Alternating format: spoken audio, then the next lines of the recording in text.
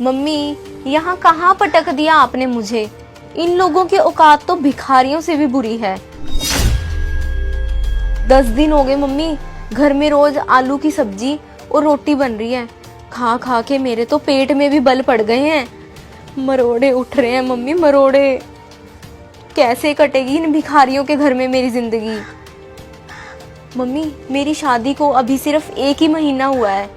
इतने ही समय में 200 बार लोग अपने अपने पैसे मांगने के लिए आ चुके हैं। हलवाई, टेंट, मैरिज हॉल, कपड़े, यहाँ तक कि इन्होंने मम्मी नाई को भी पैसे नहीं दिए। लोग आते हैं, पैसे मांगते हैं, ना पैसे मिलने पर बेइज्जती करके चले जाते हैं। मम्मी, कैसे कटेगी जिंदगी इन भिखारियों के घर में मेरी। अरे अंजलि, हमें तो बताया था कि लड़का बैंक में मैनेजर है, 30,000 रुपए सैलरी लेता है। सैलरी की पे स्लिप भी दिखाई थी। सब फ्रॉड था क्या? नहीं मम्मी नहीं, वो फ्रॉड नहीं था।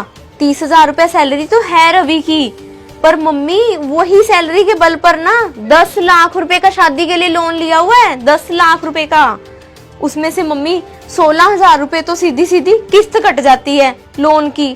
तो बचे कितने मम्मी? 14,000 रुपए। उसमें घर का खर्चा कैसे चलेगा मम्मी? कितने तो मेंबर हैं घर के। अरे क्या 10 लाख का लोन? अरे अगर 10 लाख का लोन ले रखा था तो उधारी कैसे रह गई? फिर पैसे मांगने वाले क्यों घर पे आ रहे हैं? मुझे तो ना कोई बहुत बड़ा जोर लग रहा है।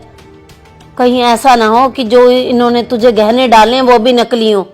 तू ऐसा कर, सारे गहने वहां से उठा और एक बार मायके आ तू। चलो ठीक है मम्मी, मैं कोई ना कोई बहाना लगा के ना आज ही आती हूँ आपके पास।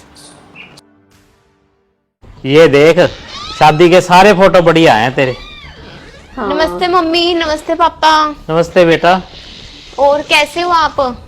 आ गई अंजलि? हाँ मम्मी, मैं तो बहाना करके आ गई। मैंने तो बोल दिया कि आज ना मेरे भाई का बर्थडे है, तो मैंने तो जाना है मायके बस। चल अच्छा किया तूने ये तो। बेटा, बहाना करके आने की क्या जरूरत थी? रवि को बता के आना था। और ऐसा भी क्या हो गया? अरे क्या बताऊं आपको, कुछ भी सही नहीं है अंजलि के ससुराल में। खोखले हुए पड़े हैं, खोखले। ऊपर से बन रहे थे करोड़पति। शादी से पहले तो इतनी बड़ी बड़ी बातें करते थे, अब सारा दिन उधार मांगने वालों की लाइन लगी पड़ी है अंजलि के घर पे। उन्होंने तो शादी के जो भी गहने बनवाए थे उसके पैसे नहीं दिए, नाई के पैसे नहीं दिए, हलवाई के पैसे नहीं दिए, और तो और जो गाड़ियां यहाँ पे करके आए थे ना, उनका भी बकाया भी बाकी है बाकी। अरे 30,000 रुपए सैलरी है रवि की, धीरे धीरे चुका देगा सभी के पैसे। और ब्याह शादी में ऐसा हो ही जाता है, किसी से उधार लेना पड़ जाता है। तो हमने कहा अभी सारे चुका दिए पैसे? हमने भी तो कई लोगों के पैसे देने अभी। इसमें क्या घबराने की जरूरत नहीं होती इसमें। अरे हम तो लड़की वाले हैं, वो लड़के वाले हैं। लड़के वालों को तो पैसे वाला होना चाहिए।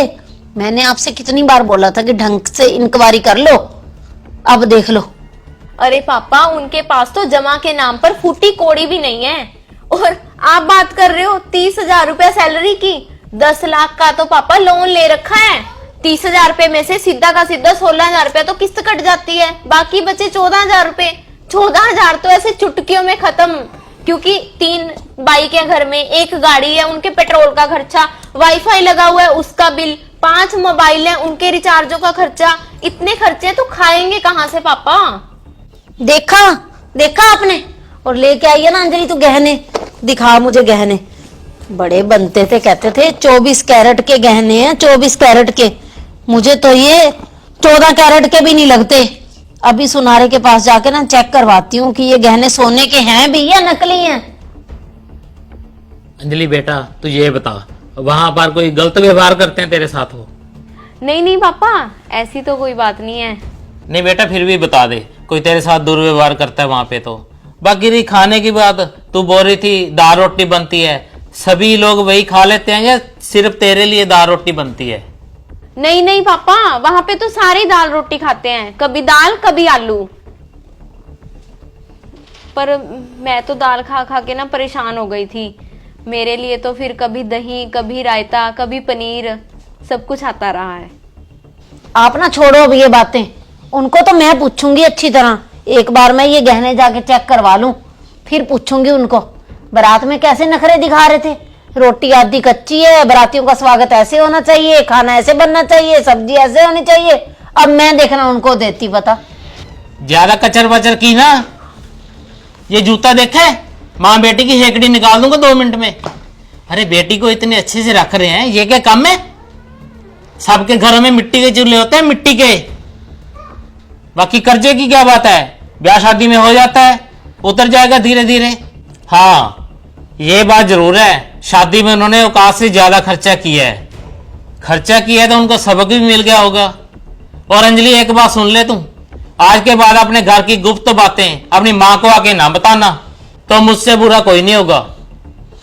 हाँ यदि कोई तुम्हें वहां तंग करता है तो मुझे बता, फिर मैं देखूंगा उसको।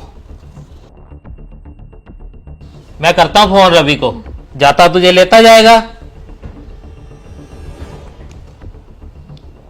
हेलो, हाँ रवि बेटा, हाँ वो बैंक से जाओगे ना बेटा, तो अंजलि को साथ लेते जाना, उसका मन नहीं लग रहा तेरे बिना। ठीक है।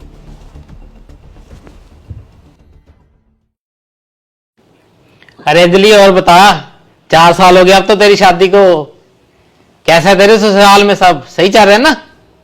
हाँ पापा, 4 साल पहले आपने मुझे डांट कर वापिस ना भगाया होता ना ससुराल, तो वहां पर पापा सभी बहुत अच्छे हैं, मेरे ससुराल वाले, रवि भी बहुत अच्छे हैं पापा।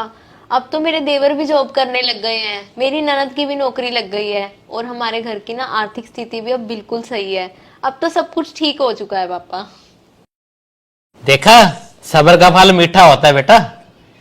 और आप लोग भी इस चीज को ध्यान में रखें कि अपनी बेटी के ससुराल वालों की पर्सनल जिंदगी में दखल ना दिया करें।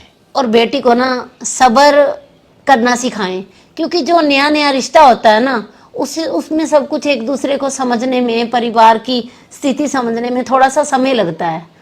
और जो आजकल ये होड़ चली हुई है ना शादी ब्याह में बहुत ज्यादा खर्चा करने की, ये बहुत ही ज्यादा गलत है। देखा देखी लोग खर्चा तो कर लेते हैं, बाद में यही खर्चा घर में लड़ाई झगड़े का कारण बन जाता है और रिश्ते टूटने की कगार पे आ जाते हैं।